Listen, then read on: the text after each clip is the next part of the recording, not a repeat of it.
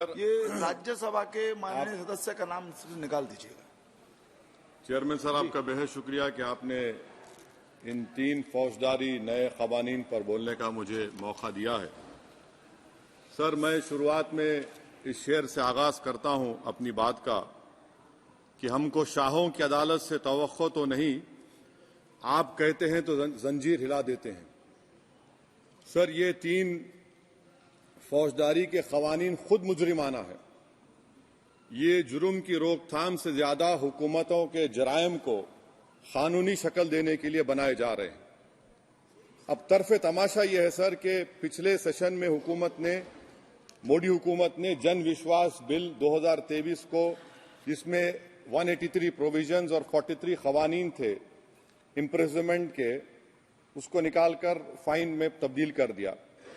उसमें drugs and cosmetics act को भी तरमीम की गई और सजा के बजाय सबस्टैंडर्ड ड्रग्स के लिए आपने फाइन ला लिया। तो मैं ये बोलना चाहूंगा सर कि सबस्टैंडर्ड ड्रग्स के मैन्युफैक्चर के लिए आपने जेल के बजाय फाइन उसमें तब्दील कर दिया तरमीम करके। तो ये जरूरी है बोलना इस ऐवान में कि जन विश्वास के नाम पर आपने इस सबस्टैंडर्ड ड्रग्स से आवाम को खतरे में डाल दिया। अब आप डीक्रिमिनलाइजेशन की बात करते हैं, जहां पर कंपनीज को सजा देना था वहां पर आपने नहीं किया, फाइन में तब्दील कर दिया। और जो कवानीन नॉन वायलेंट क्राइम्स हैं, सेडेशन, डेफेमेशन, उसको आपने इस नए क्रिमिनल लॉ में ला लिया। तो सर, ये बात साफ हो गई कि जन के लिए अविश्वास, धंधे के लिए विश्वास, ये इस हुकूमत का नया मंत्रा है। और लाइटर वेन में अगर मैं कहूं तो जॉन अलिया ने कहा था कि जुर्म में हम कमी करें भी तो क्यों, तुम सजा भी तो कम नहीं करते। सर, आज सच्चाई इस देश में यह है कि सूट पहनने वाला क्राइम से जुर्म से बच जाता है, जेल से बच जाता है। एक खाकी पहनने वाला किसी को करीब से गोली मार सकता है, हथकड़ी पहने हुए मुजरिम को, उसको कुछ नहीं, जवाबदेही नहीं है। सच्चाई हमारे मुल्क में यह है कि इस ऐवान में जिन पर टेररिज्म का चार्ज है वो इस कानून पर वोट डालेंगे कि टेररिज्म क्या है, नहीं है। सर, मुझे ये कहने की इजाजत दीजिए कि अगर आज भगत सिंह को और मोहनदास करमचंद गांधी को ये 3 कवानीन बनाए जाते तो भगत सिंह और मोहनदास करमचंद गांधी कहते कि रोलट एक्ट है, ये 3 कवानीन रोलट एक्ट है। अब हुकूमत को बताना पड़ेगा कि असल मकौले पुत्र कौन है। सर, सच्चाई यह है कि इस मुल्क के गरीब, दलित, मुसलमान, आदिवासी, इनके लिए जिंदगी से बड़ी कोई सजा नहीं है। और क्या जुर्म है पता ही नहीं इनको। सर, अगर हमको रिफॉर्म करना था, इस्लाह करना था, तो हमको उन प्रोविजंस को निकालना था जो हुकूमत और पुलिस को मनमानी करने की इजाजत देती है। हमको वो प्रोविजंस को निकालना था कि जो मंत्रियों को और पुलिस को ये मौका मिल जाता है लोगों को सालों जेल में रखने का, उन पर कोई जुर्म पर साबित नहीं होता। हमको यह करना चाहिए था कि जो प्रोसिक्यूटर होता है वो फैब्रिकेटेड एविडेंस डालकर ताकतवरों को अपनी ताकत की बुनियाद पर उनको छूट दे देता है। हमने वो काम नहीं किया। आज हमारे वतन अजीज भारत में सबसे ज्यादा अंडर ट्रायल अगर कोई है जेलों में तो मुसलमान, दलित, आदिवासी हैं। सर, इनका कन्विक्शन रेट देख लीजिए आप। एनसीआरबी का डेटा है 2017 से 21 का, 20% अंडर ट्रायल मुसलमान है, 16% कन्विक्शन है और मुसलमानों की आबादी 14.2% है। प्रिवेंटिव डिटेंशन ले लीजिए, जिसको इस्तेमाल किया जाता है जुडिशियल प्रोसेस को सबवर्ट करने के लिए और फेयर ट्रायल को सबवर्ट करने के लिए। आज भारत की जेलों में 30% डेटेन्यूज मुसलमान है। उत्तर प्रदेश में 2017 में 33% मुसलमान डेटेन्यूज थे। आज 83.9% उत्तर प्रदेश की जेलों में मुसलमान डेटेन्यूज है। सर, एक और मिसाल दे रहा हूं, CSDS की रिपोर्ट है, थिंक टैंक है बहुत बड़ा, जो कहता है कि they have found substantial prejudice against Muslim the police force. Bihar, Maharashtra, Uttarakhand, Jharkhand, 2/3 of the surveyed police personnel believe that Muslims were more inclined to violence than members of the communities. ये empirical evidence है। इसी रिपोर्ट में कहा गया कि 35% जिन police के अहदेदारों का सर्वे किया गया उन्होंने मॉब वायलेंस को नेचुरल करार दिया, खास तौर से उन केसों में जहां पर काउ स्लॉटर होता है। CJPAP का इन्वेस्टिगेशन रिपोर्ट है सर कि कोविड-19 के दौरान जिन लोगों 25% मुसलमानों को अरेस्ट किया गया था। ये बायसनेस नहीं है तो क्या है? मध्य प्रदेश में मुसलमान 7% के करीब है और 21% मुसलमानों का नाम सर एफआईआर में डाल दिया गया था। सर प्रोजेक्ट 39 ने नेशनल लॉ यूनिवर्सिटी ने उन लोगों का सर्वे किया जिन पर सजाए मौत दी गई। हैरत अंगेज बात यह है कि सर 76% बैकवर्ड क्लास, दलित और रिलीजियस माइनॉरिटी से ताल्लुक था। कितने दलित और एसटीज डेथ रो पर हैं सर? महाराष्ट्र में 50%। कितने मध्य प्रदेश में है सजाए मौत के?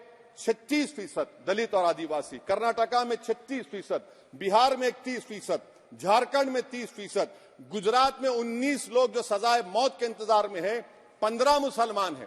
केरल में 60% जो सजाए मौत के मुलजिम है रिलीजियस माइनॉरिटीज है। सर आखिर इस देश में कब तक ये चलता रहेगा कि अनस्पोकन रिजर्वेशन उन लोगों के लिए उनके पास पूरा पॉलिटिकल पावर है और एक अनस्पोकन रिजर्वेशन है दलित, मुसलमान, आदिवासियों के, इनको जेल में रहना पड़ता है? कि आखिर ये कैसे मुमकिन है सर कि आलाजात के जो अक्सरियती तबके के लोग हैं उनके पास सियासी ताकत है, माशी ताकत है, सोशल ताकत है और मुसलमान और दलित आदिवासी जेलों में पड़े रहते हैं? अरे अगर आप 3 कानून लाकर इस्लाह कर रहे हैं तो कौन सा इस्लाह है? आप तो ताकतवरों का रिफॉर्म कर रहे हैं, गरीबों को इससे क्या फायदा हो रहा है? तो जैसा अंग्रेजी में कहा गया था कि the cure is dangerous than the disease. Sir अब आप आ जाइए BNSS पर, क्लॉज 187 डिटेंशन का पीरियड देख लीजिए सर 187(3) में, यानी 15 दिन से ज्यादा आपको मुश्किल है प्रेजेंटली। अब आपने प्रोविजन दे दिया कि 90 दिन तक आप कभी भी 5 दिन का, 6 दिन का, 10 दिन का, यानी 90 दिन तक किसी को बेल नहीं मिलेगी। और हैरत अंगेज बात यह है कि यूएपीए के कानून में जिसको जेल में डाला जाता है यूएपीए में, 30 दिन के बाद एक सुपरिटेंडेंट ऑफ पुलिस को कोर्ट में एफिडेविट देना पड़ता है कि क्यों आप पुलिस कस्टडी ले रहे हैं जेल से। आपने वो भी निकाल दिया। यानी जिस किसी को भी आप इस कानून में अरेस्ट करेंगे, यूएपीए से ज्यादा मैं 90 दिन जेल में रहूंगा। और कौन रहेगा जेल में? मुसलमान रहेगा, दलित रहेगा, आदिवासी रहेगा और बेल उसको नहीं मिलेगी। तो ये खुद सुन लीजिए, तो यानी कन्विक्शन नहीं होगा, ना बेल मिलेगी क्योंकि पुलिस कस्टडी है। ये कानून में है सर, आप मुझे करेक्ट कर सकते हैं। अच्छा, DK बासु के गाइडलाइंस को आपने अडॉप्ट नहीं किया। क्लॉज 53(1) आप ये भी नहीं कह रहे कि भाई कौन उसको एग्जामिन करेगा, तो discretion of the medical practitioner. अरे आप ये पुलिस में जब जाते हैं तो पुलिस इतनी खातिर तवाज़ो करती है कि तलवों से लेकर जिस्म तक पूरे निशानात उसके जिस्म पर रहते, और आप कह रहे हैं कि मेडिकल प्रैक्टिशनर डिस्क्रेशन करेगा तो होगा। अब आप आ जाइए सर इसके ऊपर आपको बता रहा हूं सर। अब आप देखिए क्लॉज 187 तो आपके सामने जिक्र कर दिया मैं सर। अब आप देखिए क्लॉज 472 मर्सी पिटीशन, आर्टिकल 79 और 161 का कॉन्स्टिट्यूशन का हिस्सा है, और ये आप कानून लाकर कहती हैं कि उसकी तरफ से मर्सी पिटीशन डालेगा तो कन्विक्ट, लीगल है, अदर रिलेटिव। सर जो सजाए मौत काटेगा वो तो आधा पागल हो जाता है जेल में। आप थर्ड पार्टीज को मौका नहीं दे रहे। ये कौन सा इंसाफ है बताइए आपका? ये कौन सा इंसाफ है आपका? और फिर सर आप ये बताइए कि थर्ड पार्टीज को बाहर कर रहे हैं। अच्छा, कितना टाइम आप दे रहे हैं? कितना टाइम आप दे रहे हैं कि सुप्रीम कोर्ट के रिजेक्शन और SLP के बाद 30 दिन और गवर्नर के रिजेक्शन के बाद 60 दिन? ये कैसा इंसाफ होगा सर? सुप्रीम कोर्ट ने कहा कि multiple mercy petitions can be filed, आपने उसको भुला दिया।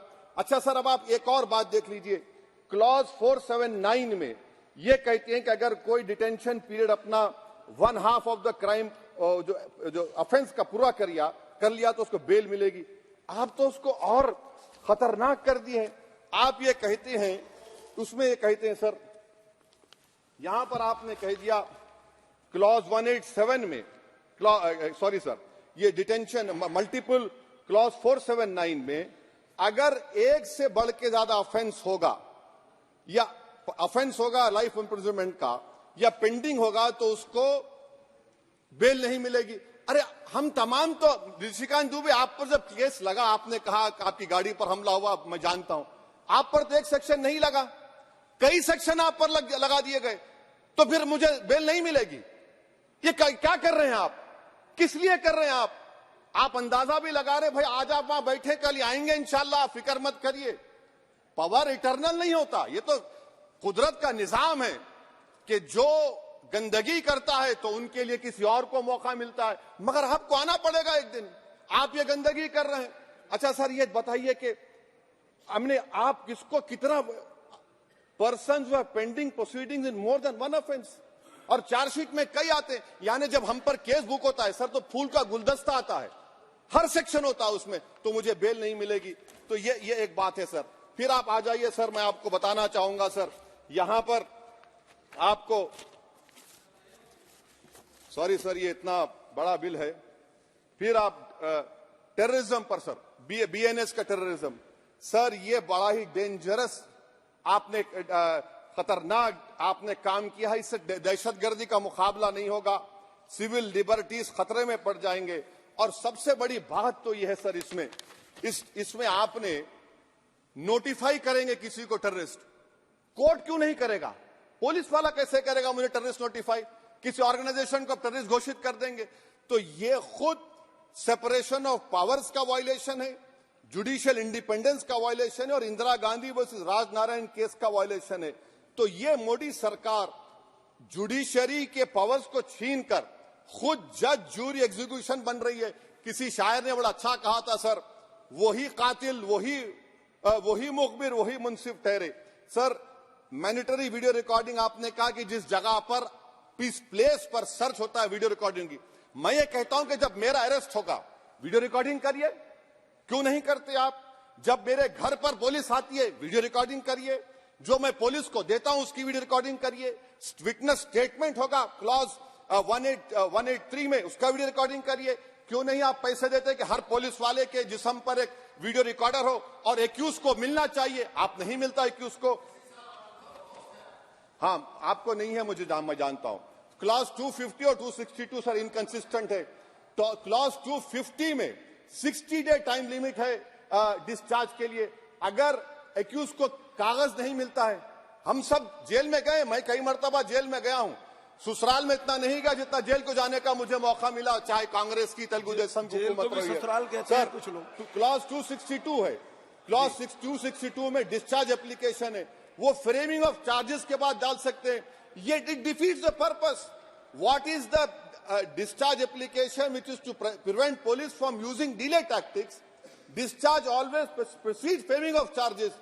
आप मैं उस वक्त तक डिस्चार्ज नहीं डाल सकता जब तक कि वो नहीं होगा। अच्छा क्लॉज 251 263 देखिए sir, time limit for framing of charges in cases of session trials 60 days of first framing charges, warrant charges should be 90 days. मगर आपने क्या किया, होशियारी देखिए, बर्बाद करने का कहानी। 193(9) डाल दिया आपने, क्या ने prescribes a 90-day time limit for further investigation. For further investigation, what will happen when supplementary charge sheet are put? Will the accused be acquitted? क्या मुझे छोड़ देंगे आप? क्या कोई time like this is a dead letter? यानी आप तो पूरे का पूरा सिविल राइट्स लिबर्टीज बोलिए सब छीन ले रहे। अच्छा सर, इसमें आपने लिंचिंग का एक कानून बनाया बीएनएस में, सेक्ट क्लॉज 103 में। अब आप इसमें देखिए सर, लिंचिंग कब हो सकता है? जब आप ये बताएंगे कि ये पर्सनल बिलीफ पर मारा गया, किसी को जेंडर पर मारा गया, कास्ट पर मारा गया। सर आप तो एक्यूज को तो मौका दे रहे हैं छोड़ने के लिए, आप तो एक्यूज को मौका दे रहे हैं। अच्छा पर्सनल बिलीफ में रिलीजन क्यों नहीं लिखते भैया आप? इन तीनों कानून में रिलीजन इस्तेमाल किया गया, पर्सनल बिलीफ में रिलीजन नहीं आता। अच्छा सर आप ये भी देख लीजिए कि 190 में अनलॉफुल असेंबली है, 5 और मोर एक्टिंग टुगेदर। फिर ये क्यों कर रहे हैं आप? 5 मिलकर भी मर्डर करेंगे तो एक 103 भी तो आपने कर दिया, तो इनका यानी ये तो इसका अनलॉफुल एक्टिंग टुगेदर है। अच्छा सर मैं आपको बताना चाहूंगा, आपके ये बीएनएस का 172(2) आप देखिए कि पेटी केसेस में when the occasion is passed, किसका मतलब क्या है? व्हेन द अकेजन होगा क्या सर? अब आप हम चुनाव लड़ते तो जो हमारा जो पार्टी अपोजिंग रहती है वो कहती है कि इनके 25 लोगों को 50 लोगों को गिरफ्तार कर लो, गिरफ्तार कर लेते मेरे बूथ के एजेंट्स को, और बोल रहे व्हेन, उसमें आप लिख रहे क्या है? When the occasion is passed, माने पास हो जाएगा पोलिंग के 5 बजे छोड़ देंगे। अरे आप अपना ही हाथ काट रहे हैं अपने आप। याद रखिए आज आप मुस्कुरा रहे हैं, कल यहां पर बैठेंगे कोई और कर देगा काम आपके ऊपर। अच्छा रेप सर, रेप सिर्फ महिलाओं का होता है, मर्दों का रेप नहीं होता क्या? आपका प्रोविजन नहीं है क्या? स्टॉकिंग नहीं होती है मर्दों की? अच्छा जस्ट होता है सर, आप हंस रहे हैं, होता है। आपकी हंसी इस बात का इकरार है कि आप जानते हैं किसका हुआ है। तो justice JS Verma sir, justice JS Verma का जेंडर न्यूट्रल बनाइए। अच्छा क्लॉज 69 लव जिहाद आ गया। देखिए सर, क्लॉज 6 लव जिहाद आ गया, उसमें बियॉन्ड रीजनेबल डाउट प्रूव ही नहीं कर पाएंगे आप। अब उसमें क्या बताना पड़ेगा? सप्रेसिंग आइडेंटिटी, यानी अगर कोई महिला मोनू मानेसर चोमू चंडीगढ़ से इश्क करती है, बाद में उसको मालूम होता है कि वो मानेसर का नहीं है, चंडीगढ़ का नहीं है, तो क्या क्लॉज 69 एक्शन में आएगा? आप बताइए कि अच्छा अगर कोई ये कहेगा कि मेरा नाम कुछ नाम है, कई कुछ नाम होता है जो कॉमन नाम होता है मुसलमानों में, दीगर मज़ाहिब में, तो क्या वो सेक्शन अप्लाई होगा? ये क्या आप कर रहे हैं? अच्छा आपने अडल्ट्री को निकाल दिया, आपने होमोसेक्सुअलिटी को निकाल दिया, तो ये कंसेंशुअल सेक्सुअल रिलेशन जो 18-20 साल के ऊपर के लोगों में करते हैं, मैं इसका खिलाफ जरूर हूं मजहबी एतबार से, मगर आप क्यों उनकी ऑटोनॉमी को रोकना चाहते हैं? अच्छा सर, सेक्शन क्लॉज 1093 बीएनएस का, आपको it does not require knowledge और intention part of person facility commission of organise crime. ये मैं 5 मिनट दीजिए सर। बीएनएस का आप सेडेशन पे देख लीजिए, सेडेशन को आपने दोबारा ला लिया, लफ्ज सेडेशन इस्तेमाल नहीं किया आपने। 3 साल से 7 साल आपने सुप्रीम कोर्ट को अंडरटेकिंग दी थी कि प्रोविजन नहीं लाया जाएगा। तो चेयरमैन सर, यहां पर हिंदी के एक बहुत मशहूर कवि का वो शेर मुझे याद आ रहा है, मैथिली शरण गुप्त का, कि राज्य को यदि हम बना लेंगे भोग तो बनेगा वो प्रजा का रोग, फिर कहूं मैं क्यों ना उठकर हूं आज मेरा धर्म राजद्रोह। कार्ल मार्क्स ने कहा था sir, history repeats itself first as a tragedy, second as a farce. आप क्लॉज 195 1D देखिए, it criminalises the making of publication of false and misleading information jeopardising sovereignty integrity of India. Vague है, यानी जो कोई भी पत्रकार investigative journalism लिखेगा आप उसको इस्तेमाल कर लेंगे और जेल की सलाखों में उसको डालकर आप सड़ा देंगे।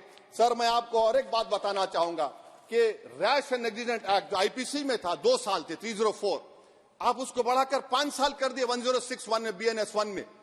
और rash and negligent driving 304 IPC में था 2 साल की सजा, आपने 10 साल कर दिया। ये क्रिमिनल जुरिस्प्रूडेंस का हिस्सा नहीं है। अच्छा क्रिमिनल ऑर्गेनाइजेशन, उत्तर प्रदेश में यूपी गैंगस्टर एक्ट में एक चार्जशीट में गैंगस्टर एक्ट लगता। सर आप बताइए फिर यूएपीए का क्या होगा, पीएमएलए का क्या होगा, महाराष्ट्र मकोका क्या क्या होगा, गुजरात के कोका क्या क्या होगा? आप ये सब कानून रख रहे हैं और एक पुलिस वाले को आप ये तमाम कानून की इजाजत देंगे? याद रखिए, जिंदगियां बर्बाद करने का काम आप कर रहे हैं और सबसे बड़ा इसका नुकसान होगा। किसका नुकसान होगा? दलितों का, मुसलमानों का, आदिवासियों का। और वो पॉलिटिकल पार्टीज जो कल आज सत्ता में है, कल नहीं रहेंगे, वो बदले की भावना से काम करते हैं। सर मुझे पुलिस ने पीटा सर, 1999 22 दिसंबर को मेरे सर पर 20 टाके लगे, पीठ से लेकर पैर तक मारा गया। आपको मालूम सर क्या हुआ? तेलुगु देशम की सरकार थी, उन्होंने उन दोनों पुलिस वालों को जिन्होंने मुझे मारा था उनको आईपीएस कन्फर कर दिया। अरे चप्पन देके बैठो तुम। प्लीज आप बैठ जाइए। टेररिज्म का देखिए सर, आप बैठ जाइए प्लीज। यूएपीए का सर मैं खत्म कर, टेररिज्म उनको रोकिए sir. Okay please sit down sir. Terrorism का डेफिनेशन में आप देखिए, यूएपीए का सेक्शन 16 क्लॉज 113 में आ गया, यूएपीए का सेक्शन 15 क्लॉज 131 में आ गया। देख लेंगे उसको, देख लेंगे। यूएपीए का आपत्तिजनक अंश निकाल दिए जाएंगे। यूएपीए का क्लॉज 18 113(4) में आ गया, यूएपीए का क्लॉज 18 113(3) में आ गया, यूएपीए का क्लॉज 20 113(5) में आ गया, यूएपीए का सेक्शन 19 113(6) में आ गया। अरे भाई साहब फिर क्या बचा है? आप यूएपीए से, मकोका से, गुजरात कोका से, पीएमएलए सब ला लिए। तो स्पीकर सर, मैं अपनी बात को खत्म करने से पहले मैं उम्मीद कर रहा था कि मैंने वजीर दाखिला का एक स्टेटमेंट सुना था अमित शाह साहब का कि जब गुजरात के होम मिनिस्टर थे तो उन पर जुल्म किया गया, उनको दबाया गया। मगर हम ये समझ रहे थे कि जिस शख्स पर नाइंसाफी हुई है जो वो क्लेम कर रहे हैं, तो कम से कम वो दूसरों से नाइंसाफी तो नहीं करेंगे। आप क्या कर रहे हैं? अरे ऐसे हजारों लोग हैं जिन पर जुल्म हो रहा है, ना उनके पास दलील है, ना उनके पास वकील है, ना उनके पास आजादी है। तो ये तीन सर मैं आखिर एक लव ये तीनों कवानीन हमारे मुल्क की जमहूरियत के लिए, इन गरीब तबकात के लिए नुकसानदेह साबित होगा। और ये सरकार को मैं चार्ज दे रहा हूं, आप चेक रिपब्लिक में निखिल गुप्ता बैठा है, लेके आओ ना उसको। कुलभूषण यादव पाकिस्तान में बैठा है, लेके आओ ना। कतर में हमारे फौजी बैठे, लेके आओ ना उनको। अरे कहां तुम्हारी देशभक्ति है? अरे निखिल गुप्ता को लाओ, इस कानून में इस्तेमाल करो, मगर वो नहीं बोलेंगे। मैं इस कानून के मुखालिफत में खड़ा हूं जो भारत की जमहूरियत के लिए खतरा बनेगा। शुक्रिया सर। श्री पुष्पेंद्र सिंह चंदेल।